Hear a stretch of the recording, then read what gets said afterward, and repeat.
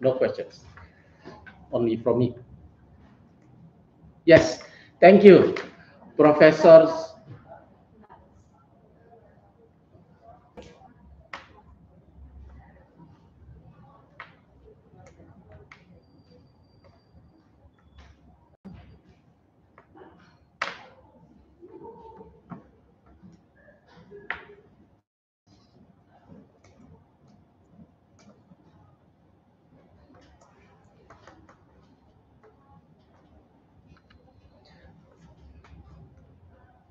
Thank you, Professor Sikoki, for coming into my uh, podcast. My podcast called Alumni Habibi Podcast. So it's Indonesian for some students that 20 years ago studied in United States, Europe, and Japan. They came back into Indonesia and working as professional. Around 4,000 people that graduated. But at the same time, now there is the podcast. It's already big follower. We have probably 100,000 followers. So we are interested into research and innovation. So we are having a good scholar here. The name is Professor Francis Sikoki. So he graduated undergraduate in US, master degree in US, PhD in US, and then later as a diaspora he came back into Nigeria and become a tenure professor. If I can find in the internet that Professor Sikoki hopping or moving from several university. So it's a bit uncommon for Indonesian practice, but it's common in United States or also in the other part of the world. So at least I know it's for university. And later I like Professor Sikoki to explain what is the reason. Professor Sikoki, please tell me about yourself, your upbringing, and then of course your study background. Thank you, Dr. Oni. I'm happy to be here and to have been invited to participate in this very important program. Very happy to meet you and your colleagues. I come from Nigeria, and I had my primary and secondary education in Nigeria until the civil war broke out in Nigeria. And were interrupted for about 1.5 years. Then I went back to school in 69. 69. And then graduated from high school. Thereafter, I went back to do my higher school certificate from 1970 to 72. Sorry, 71 and 72. And then after graduation, I applied for scholarship in 1973 to study in the United States and got the scholarship in 1973. And then just as I was about to leave for the United States, there was a change of government and the borders were closed. And so I couldn't go in 73 as planned and had to wait until early 74 to go back to complete my studies. Now I went to the University of Michigan, where I got my bachelor's degree and also my master's degree on state government scholarship. And after the scholarship expired, I returned home in 1980. So from 72 until 1980 in US. Yes, 72 until 1980 for my, yes. Sorry, you see, I graduated 72. Yeah. Then got scholarship 73, okay. but couldn't go till 74. Yeah, 74. So 74 to 80 was when I did my 6 undergraduate and my master's. Michigan Ann And Arbor. then in Michigan Ann Arbor. And then I returned home and took up appointment as a university lecturer. After 1 year, I got the federal government scholarship. Yep. That was in 1981. Yep. But then the university won't let me go because you have to stay for at least 2 years before you can live on study leave, what they call study leave or study fellowship. And so I had to forgo that scholarship and stayed back until 1983. 83, okay. Now in 83, I got a university fellowship to go to the United States to complete my PhD studies. And at the same time, I was also appointed as a visiting assistant professor at the Oregon State University. And so for 18 months, I was there, did my PhD research at the same time, and then before returning to Nigeria in 1976. And from 76 until now, I've been a professor, a lecturer first, and then in 2000, I became a professor. Full professor. Full professor. And since then, I have been teaching in the university system.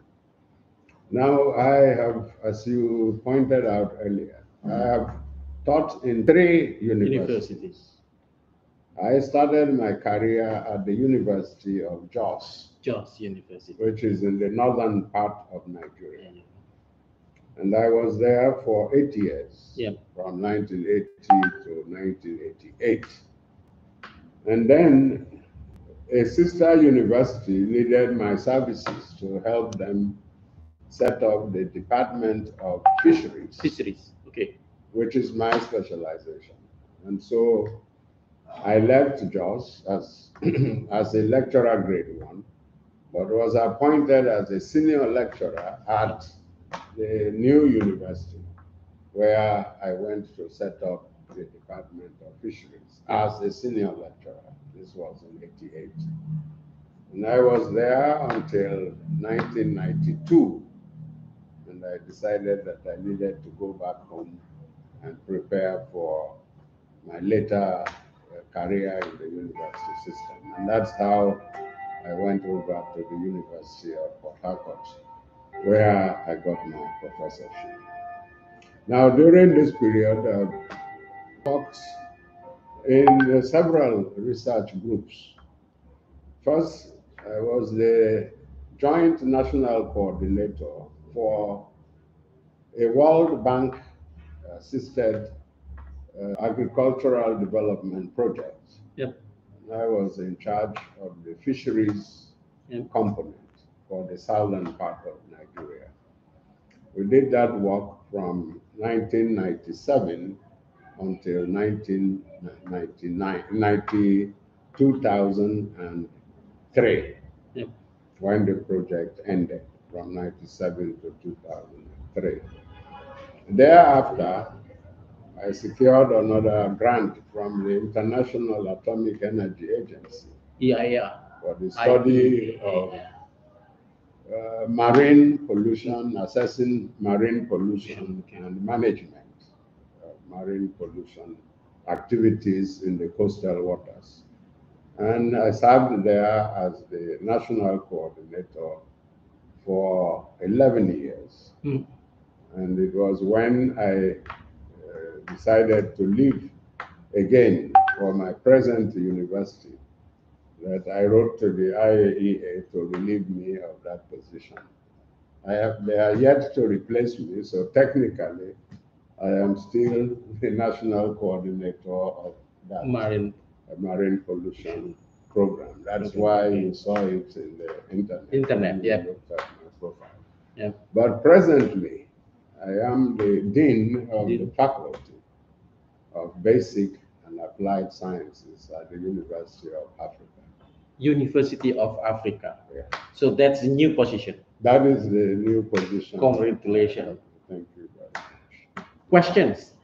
You mentioned that since when you graduated from US as a master degree, you come back to Nigeria, you become a lecturer for short time, and then went back again to US, and then went back again to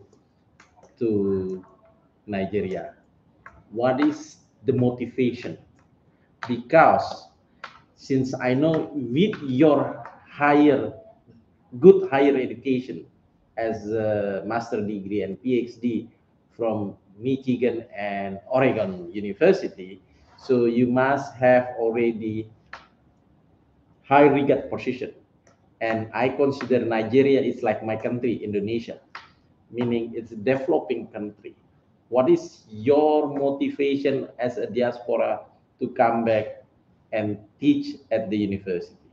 If you remember, when I started, Yep. I told you that I secured a scholarship from the government to study in the United States for my undergraduate and master's degrees. Now, those scholarships obligate you to return home and work for the government for a number of years before you can decide to disengage. So the contract is binding, the obligation is binding. Yes. Okay. Nonetheless, there are people whom I know that have gotten those scholarships with those obligations and refuse to go back. Yep. That is very common. That's very common. Then it's common. Yeah. But then I chose to go back because I felt that there was a need to go back and participate in the development of my country, which has also invested so much in me. And the second time, I was bonded by the University of Jos, which gave me fellowship. And so again, I was obligated to go back. Plus, I already had a job. And so the job was waiting, they were paying my salary, so it would be morally insensitive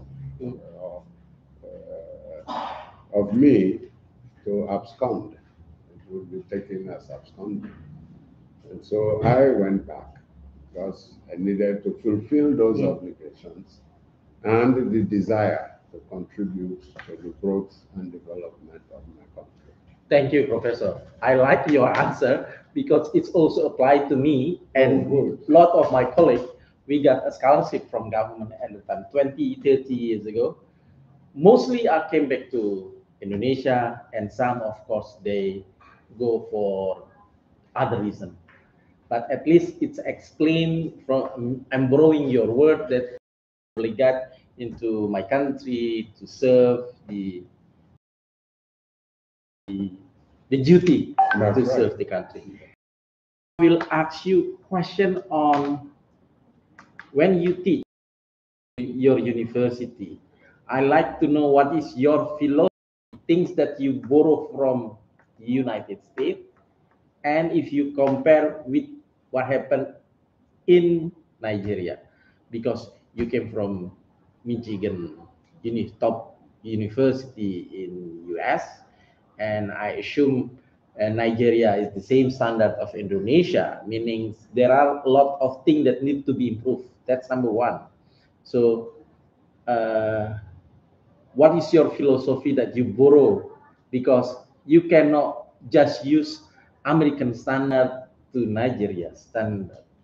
Things that, and I assume at the same time, you was teaching not directly as professor. You doing an assistant professor, associate professor, meaning you need to be adaptive into Nigeria situation. That's number one. Number two, my question on demographic in Nigeria.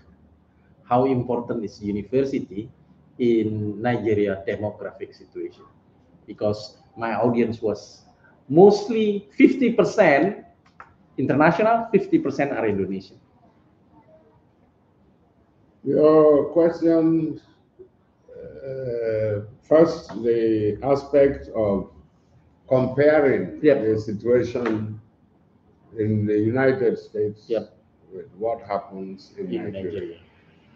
Clearly, there are significant differences in terms of availability of teaching materials and infrastructure, Yep. The orientation of the people, and the other socio-economic factors are clearly different. But then university education is rather universal. Yep. Anywhere you go, it is almost the same. The same. Yep. Almost the same. The things I borrowed or learned from the United American system is the aspect of self-regulation. You know, the university system is a self-regulating system. And so a lot of integrity, personal integrity is required for you to do your job effectively and honestly. Yeah.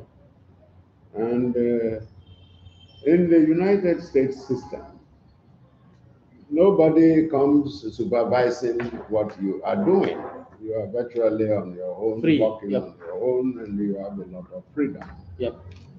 Secondly, the relationship between students and their lecturers is quite informal in the United States.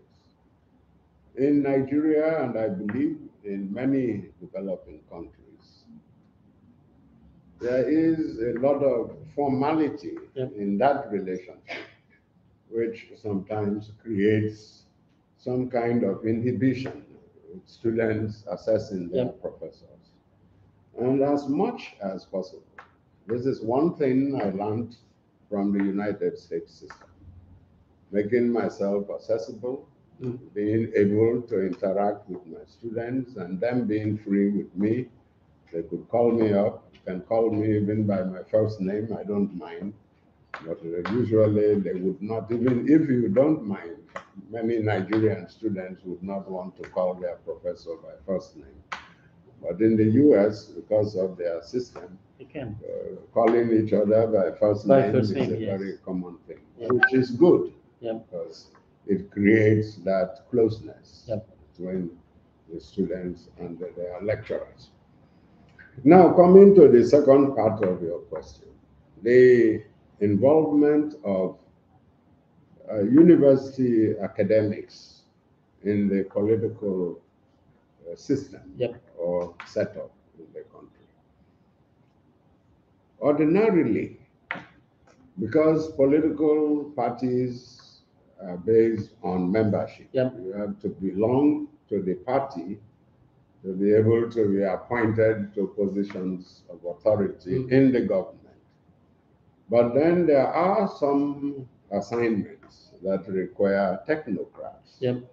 That is, people having the technical knowledge. For instance, you may be a politician, but to be the Attorney General of Nigeria, you have to be a lawyer. Somebody holding a law degree or a practicing lawyer. If the political party, for instance, doesn't have persons of that caliber, they look at the universities to provide the manpower to fill those kinds of positions.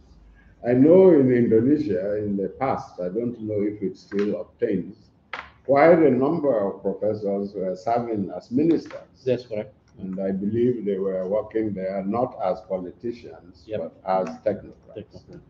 And so also in Nigeria, there have been quite a number of professors who have served in government. Usually persons who have risen to reasonably high levels in the academy.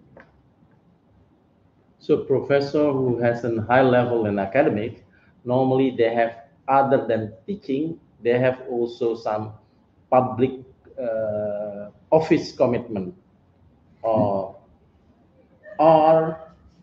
business research commitment. Is it common? It is very common. Okay. I use myself as an example.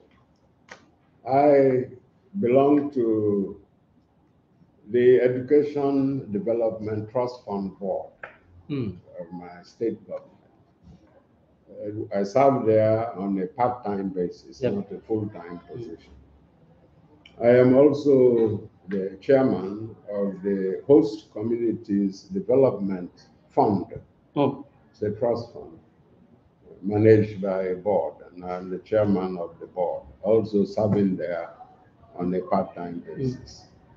And so there are quite a number of professors who serve in various positions in government, either in board appointments, panels, and other special functions, in addition to being appointed as minister, ambassador, and so on and so forth. And so maybe someday, perhaps I may be appointed ambassador to Indonesia. Amen. I mean, so So it is possible, yeah, in your country that people, so their main job as a lecturer or professor. So what is the normal percentage that, let's say 50-50 teaching, 50% the doing some research project or public office holder, or is there any rule of thumb? if you take up public assignment Yeah. on full-time basis, Yes. like you become a minister Yeah.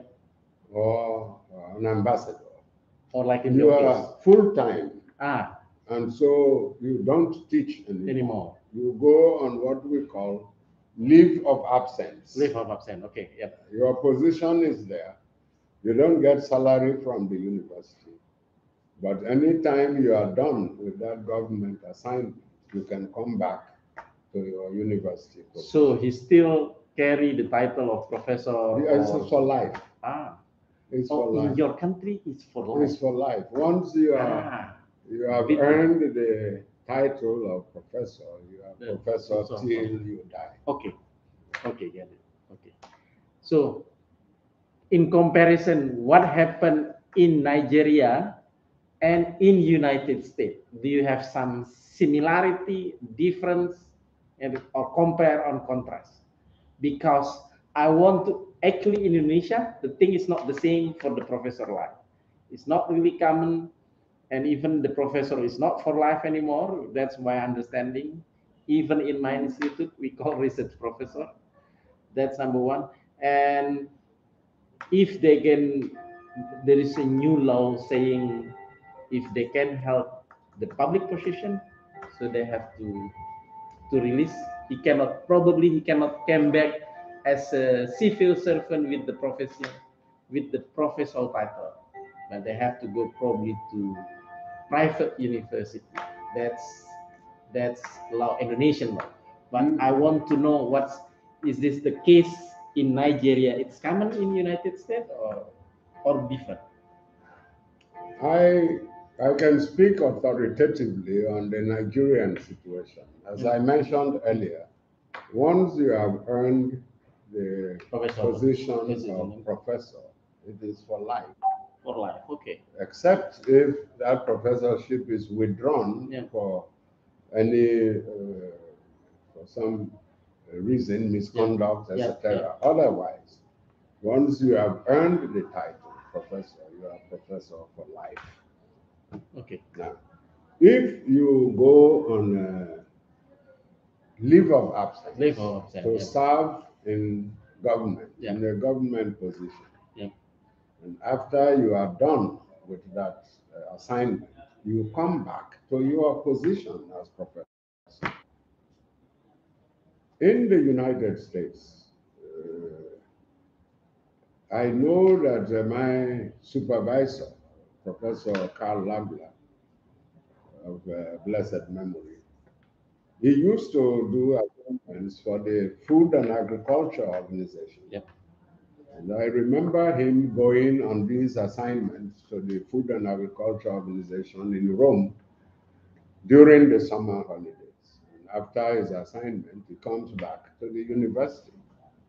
And so I believe that it is possible for you to go also on leave of absence in the United States and return to your position. I cannot speak authoritatively on this. I'm only saying this from the experience I had with my professor. Yep. Because I have the same story. My boss is Professor Indroyono. He became a chief and director in Food and Agriculture Organization, Indro. Yeah. So when he can come back, so actually he's not pegawai negeri anymore and cannot continue as a civil servant. So, but he got another position. It's very high rank position now. So I already interviewed him also in my podcast. What is the reason for the government taking that stance? Because professorship is actually a civil servant. If you are working in the university, the state university, if you're working in the private university, it's different, but it's state university. When it's not take of absent, meaning when he's retired or he resigned from the position. So he is not a professor anymore. So it's by title. He cannot use the title anymore. Yeah. Because it's called, this is a different. By Indonesian law, professor is a position, the highest rank position as functional. They call jabatan guru besar or jabatan fungsional utama in pegawai negeri. Of course, in your case, I like to highlight this because most of my viewers are people who hasn't as a lecturer or researcher. And of course, I will ask what happened in United States because I like to compare what happened in US, in Nigeria, in Indonesia. So I understand in Nigeria is actually you have a UK system, British system. Yes. Then because like Indonesia, it's more Dutch system, even though it's a bit different than Dutch. But long time ago, Indonesia is colonized by Dutch. So I understand in your case it's like it's Britain. Yeah. Now I want to know. I think the audience would maybe like to know Nigeria. I know it's the largest country in Africa, but how big is and how advanced the country? Because I know like BRIC is normally for South Africa, but I know Nigeria is the largest in terms of number, and also like Indonesia, you are also long time ago your country is producer of oil, member of OPEC, but today maybe not anymore. We are. Oh, still. So Indonesia is not an OPEC anymore. I know. Yeah. Your production level drops. It's decreasing. So your country is still resource rich, like very rich on oil. We are blessed. Nigeria is the giant of Africa. Giant, Garuda. Yeah, Garuda, yeah, big of Africa. Yeah.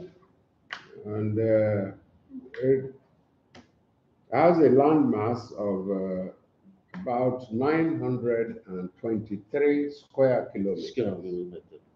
It is about the size of California, Nevada, and Texas. Not Texas, California, Nevada, and one other country, one other state. If I remember, I will tell you. Put together, it's about the size of Nigeria. It has a population as at 2021 of 217 million people. 217 million as at 2021. We haven't had a census recently, and so these are the projections. As at 2021, we are 217 million. And we run the presidential system of government, where you have the president being the commander-in-chief and the head of government and the head of state. And then we have 36 states, equivalent to what you call provinces here, And then we have the Federal Capital Territory, which houses the capital city of Abuja. Abuja. Our capital city used to be Lagos. Lagos and Abuja. And in 1982, 83, thereabout, we moved the capital to Abuja. So what is the reason? What is the reason to move? Now it's interesting because my country, starting next year, we will move our capital city into part of Borneo or Kalimantan. What do you call new capital city? I see. And I want to know what is the reason in your country move from Lagos to Abuja. There were arguments that the capital city needed to be located in a more central area. Same Abuja, argument in Lagos. Indonesia. Wow. Lagos is in the coast. The coast, okay. And so most people felt that it wasn't central enough. Okay. And that every part of the country should have equal access to the state capital city. And so the committee was set up to look into the desirability or otherwise of moving the capital. The second reason was Lagos is the economic capital of Nigeria. Maybe as much as 80% of all manufacturing industries are in Lagos. And so it attracts people from all over the country. And the population became almost exploded. And so this city became so crowded. And the infrastructure was simply being overstretched. And so there was need to move the administrative capital out of Lagos. And these were the two main reasons why that move was made. And I think it was a good idea because the infrastructure in Abuja is far better than it is in Lagos. When I married my wife in 1980 here in Jakarta, the level of infrastructure in terms of infrastructural development between Lagos and Jakarta was almost at par. Almost at par. The only slight difference I could see then was in the area of utilities, where electricity supply was more constant here, and water supply also was more constant. But outside of this, the infrastructure was almost the same. And so moving the capital to Abuja now allowed the government to plan a modern city. And the infrastructure is clearly better in Abuja than in any other city in Nigeria. And the city is growing very fast and is of international standard. It's quite a joy that we have a brand new capital city which can measure up with any other city in the world.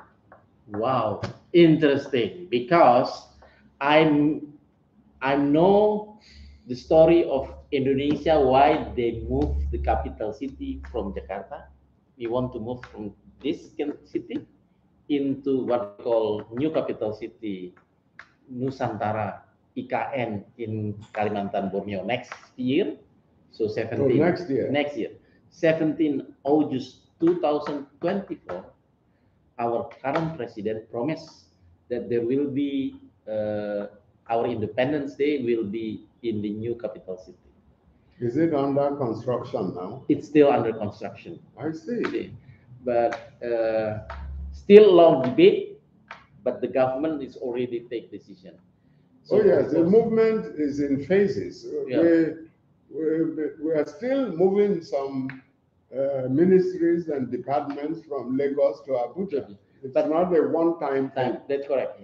But then we compare what happened here with what happened in Malaysia, Putrajaya, what happened in Canberra, that's in Australia, that's happened in Burma, and some of Brasilia. But actually, in most of the literature review or comparing, they don't say story about Lagos and Abuja. This is interesting because the two main argument probably the same with what happened in this country. So the first argument, it's because to become more central of the nation, central of the country, location, and then second, that the economic distribution will be dispersed more to other area, not only centrally in Jakarta only, or in your case, is Lagos. But Lagos to Abuja, in which year they start to move, and then what is the number of inhabitants today? I don't have the population figures by heart, Yep. but nearly all the government departments and Yep. ministries have already moved. And the population is growing quite fast. Each time, if you visit Abuja today and go back 6 months later, a lot of developments have taken place. We started moving, if my memory is correct, in 1982, when Babangida was the president. He was a military president. The idea of moving was conceived, I think, in 1978. Oh, so it's already 1978, the idea. Yeah, the idea was developed, and then implementation. The committee was set up, actually. And then development started in the very early 80s. And just as your president was committed to moving by next year, Babangida made that commitment to move the capital. And initially, it was quite difficult. There wasn't enough accommodation, no office spaces, and so on and so forth. But most of that early problems have now been taken care of. And we have a nice modern city right now. In fact, I flew out of Abuja to Indonesia on this trip. And I will be going back through Abuja again. So Port Harcourt, that's your previous university. If that is in different state than Abuja. Oh, yes. And now University of Africa, where they located? It is also in the University of Port Harcourt is located in Rivers State. Oh, Rivers State, yeah. I remember. Then the University of Africa is located in Bayelsa State. Bayelsa State. Bayelsa State. I have read about that before. There was a third reason, not maybe as important as the first two, that were given for reasons for moving the capital from Lagos. Some people felt that being by the seaside, it is prone to attack by foreign armies of the navies. So being in the hinterland would give us additional security. That was also a reason that was given. So it's military reason, that's one of the part, Yeah. Military reason. Third one, Okay. So the probably the third argument in favor of moving from Abuja to the hinterland was security. National security. So this country will move. Actually, it's already decision by law. It's already some bill or act that already passed. So meaning next year the country, even though there is still some debate, especially in political, this year and next year will be election in this country. I'm not sure if this will become an issue or not moving, but probably not. But then, of course, your story about moving from Lagos into Abuja probably will highlight the difficulty when we move the city, the capital city. And next, I will ask you some lesson on your profession as a professor. when you teach your students, what is your philosophy and why you like to teach, or you like to be most of your assignment as what they call structural position, meaning management position, as a dean, as the director. I know in this country or also in the United States, some professor doesn't want to be holding position, but they just want to be publish a lot of paper and know in their specific field. Can you elaborate the two difference and why you choose what your current position? If I understand your question correctly, Yeah. in the teaching profession, Yeah. when you rise to the level of professor, Yeah. you are expected to provide both academic and administrative leadership. Mm. And so when you are a professor and also say a head of department or dean of faculty, your responsibilities are not limited to only administration. You also have to participate in providing academic leadership. And so I do both. My teaching load is reduced because of the administrative responsibilities. But I still teach and supervise my postgraduate students. In fact, this morning I was telling my wife, I was reviewing a PhD thesis online, and I made my comments and returned to the students today. I started while we were in Chokcha and finished today. So you're still working? Oh, yeah. Even though you are not in your country? Because I want them to graduate. If you delay reviewing their papers, they cannot present them for examination and concluding the requirements. So even while I don't work as hard as I do when I am on duty, but reduce at a reduced rate. So that's my philosophy, that when you have risen to this level, you should be able to provide both the academic leadership and the administrative leadership. And you teach also the undergraduate and also supervise the PhD. In what percentage? At present, I do not teach undergraduates anymore. I spend more time with my postgraduate students, and especially supervising the PhD thesis. That's where I spend most of my energy. But in my younger days, I was teaching at undergraduate and postgraduate level, and I loved it. One other question in terms of age in your country, what is as a tenured professor, I know there is in United States, tenured professor, they cannot pension. You cannot be retired until you are free willingness to retire. Voluntarily retire. Is it happening to your country? No. Our retirement age for all lecturers used to be 65. Oh, same as in country. Used to be. Yeah.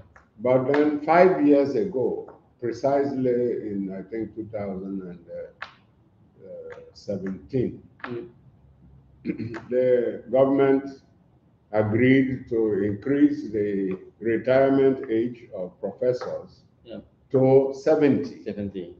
If you attain that rank before 65. You are 65, yes, that's correct. Then you can stay on till you are 70. But if you don't attain professorship before 65. You are 65, then you have to be retired at 65. Now, after retiring at 65, it is still possible for you to get what we call contract appointment. These appointments are made on a temporary basis. Temporary basis, yes. Say on a yearly or 2-yearly basis. Yeah. Renewable until the age of 75. Okay. Now, after that, if you still feel strong enough to teach, you can go on and make applications and be certified fit medically. Yep. And you can still continue for a limited number of years, but there is no official retirement age. Yes, Okay. for this category of people. So until 65, the opportunity for you to continue teaching is there. Professor Sikoki, what happened in your country? Probably the same in what happened in Indonesia in terms of retirement age.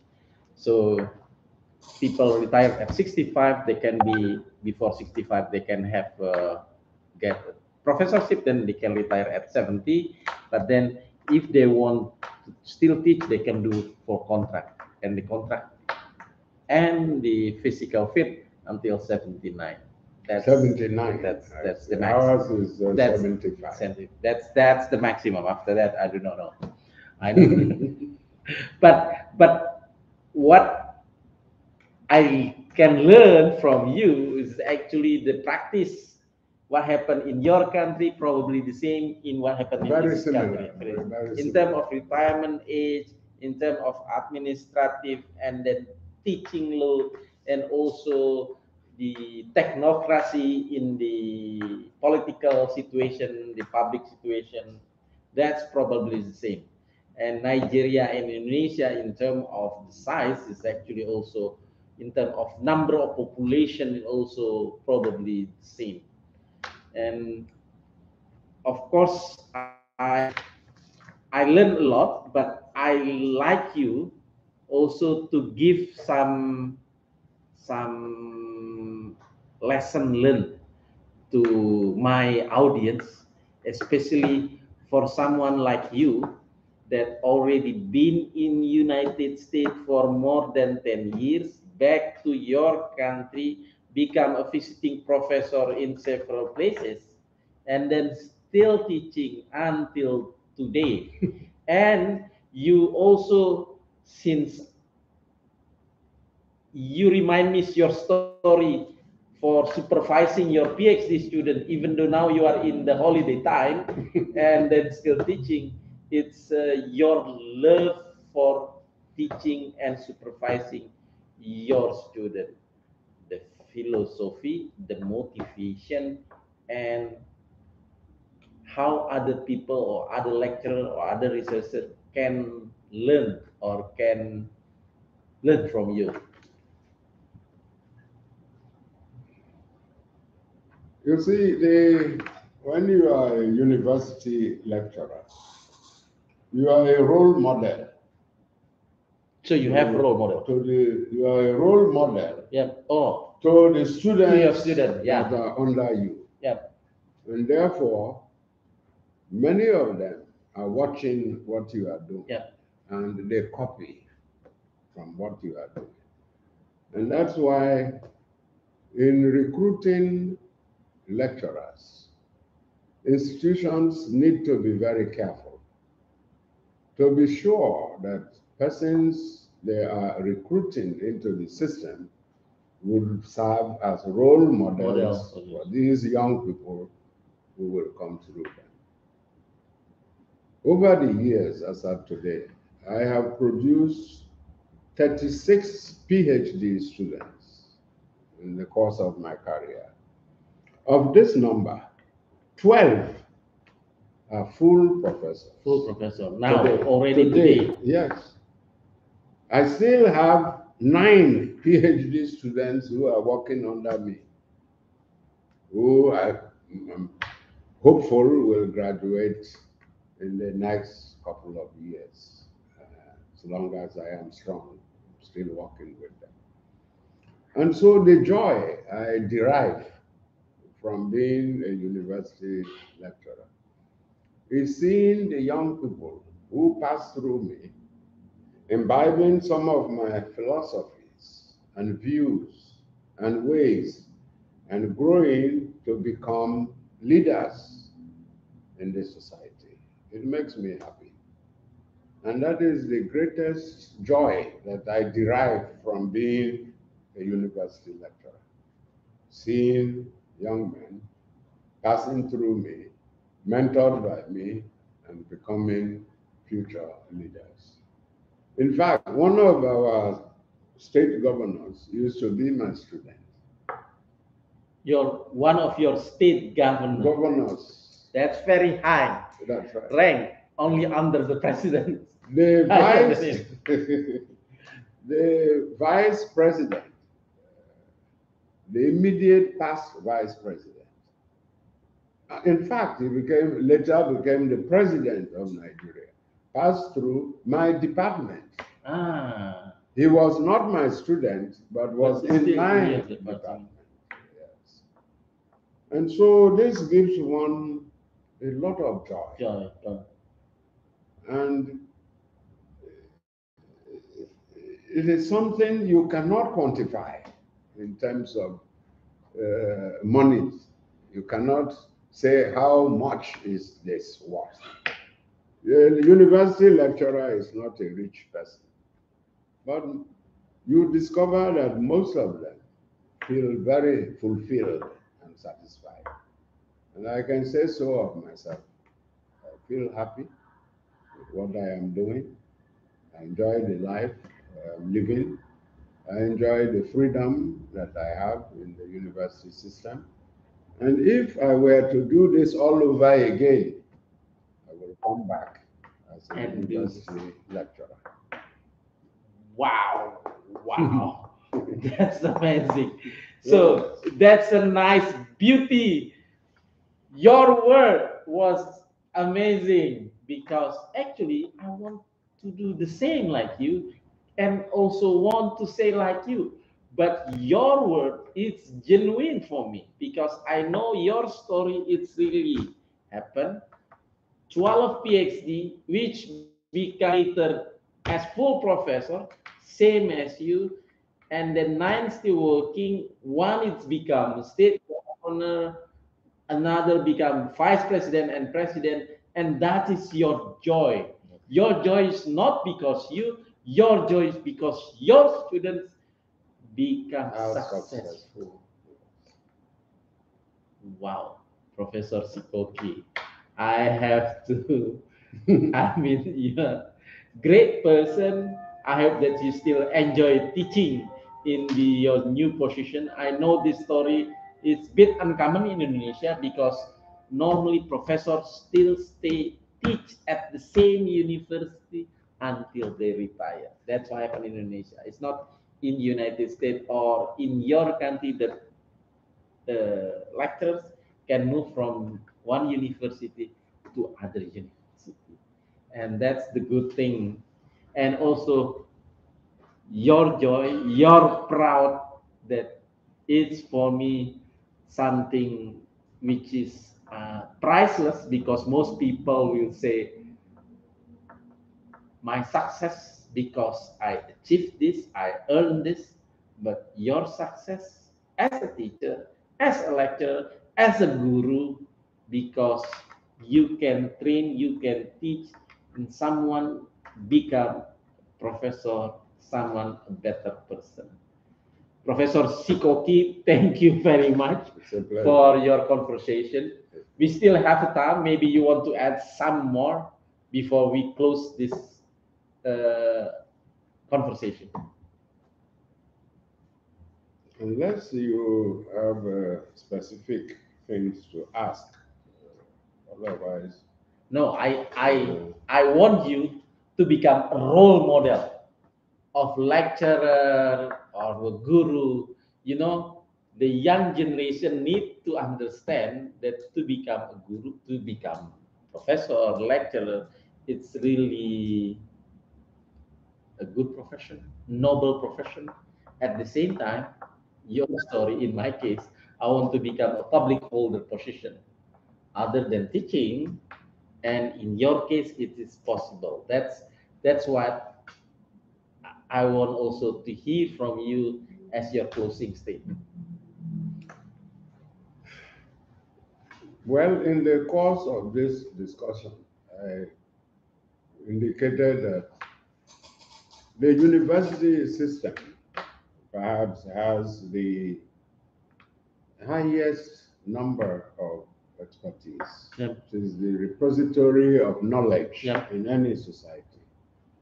And so when your services are needed in a particular sector, it is a good idea to provide those services. And when you are done, you should be able to go back and continue. I would like to see that happen even in your country, if it is possible. But in doing so, I also like to warn. If you get hooked up with the perks of public service in government and political positions and so on, there could be a lot of distractions. Could be a lot of distractions because of the privileges that you enjoy, which as a university lecturer are not available to you. And therefore, for the younger colleagues, those who are still growing in the system, my advice would be concentrate first. Teaching first. In your profession. And make a name there. When we started, I told you I have been the national coordinator, joint national coordinator of a World Bank development project on agricultural development. Now, these appointments come through hard work.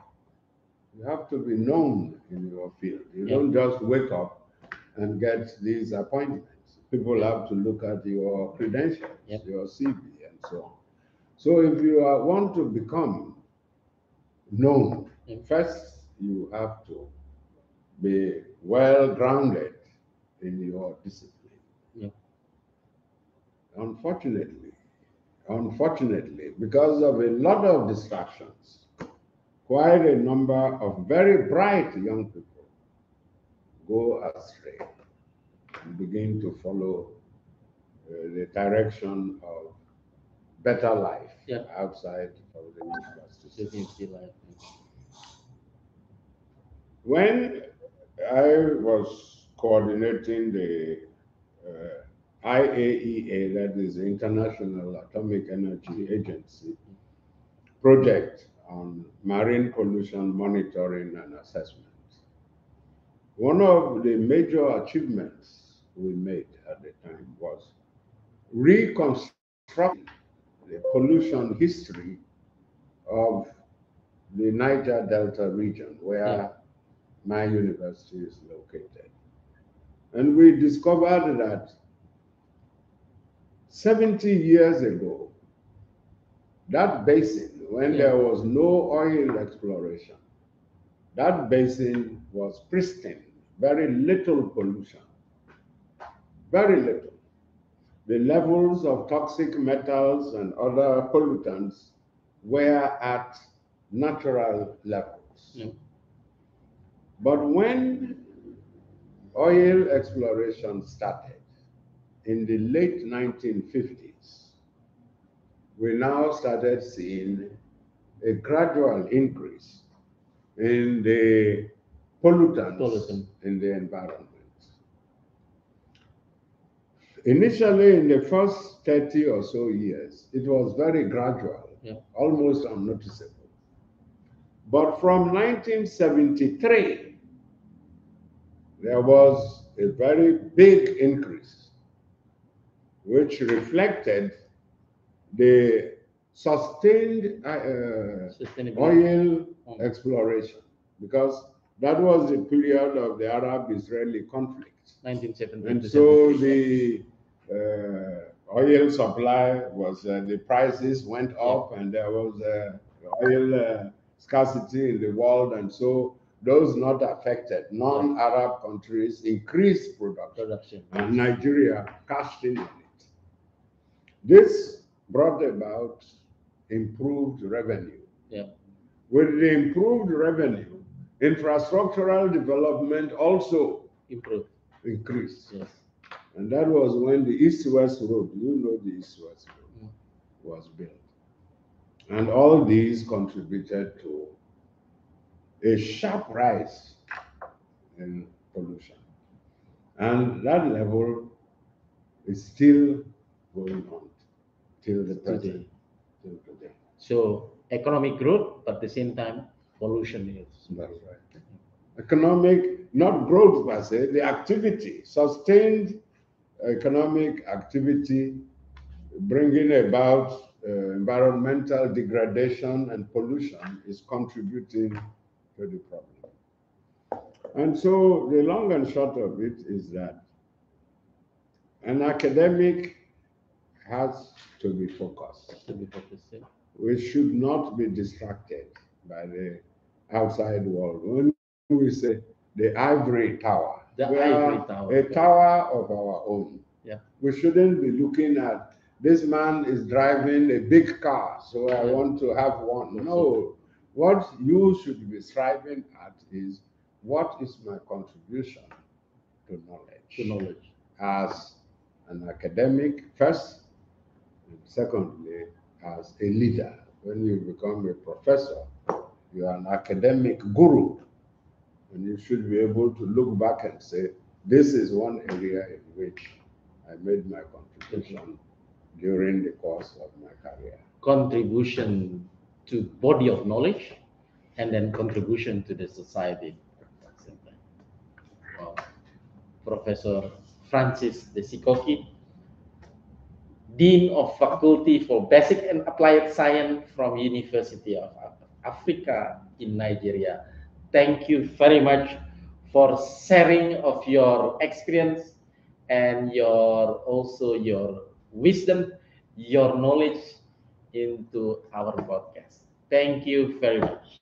Thank you very much. It's been a pleasure appearing on this program, and I look forward to other opportunities. I like to have contact you using today, since you mentioned about online, we can Zoom. No problem. Yeah. So thank you very much. Thank you very much. Bude also thank you. Yes, she is the backbone of my movement here in Jakarta. Without her, I am completely disabled. So